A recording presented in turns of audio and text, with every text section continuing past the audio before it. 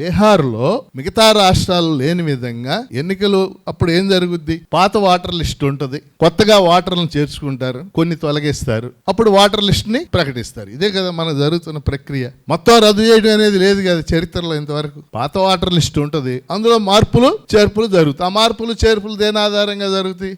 నీ ఆధార్ కార్డు పట్టరా అంటాడు, లేదా నీ ఎలక్షన్ కమిషన్ కార్డు పట్టరా అంటాడు. ఒకవేళ రెండూ లేని పేదవాడు ఎవడన్నా ఉంటే మ్యాక్సిమం ఏం చెప్తాం, నీ రేషన్ కార్డు పట్టరా అని నీ ఓటు నమోదు చేస్తున్నాడు. అదే కదా మన అందరికీ జరుగుతుంది, అవునా కదా? అని బీహార్లో జూన్ 24న జాతీయ ఎలక్షన్ కమిషన్ ఒక ప్రకటన చేసింది. మొత్తం ఓటర్లు బీహార్లో ఎన్ని కోట్ల మంది అయితే ఉందో వాళ్ళందరూ మళ్ళీ నమోదు కావాల్సిందే. అంటే పాత లిస్ట్ అంతా రద్దు చేసాం.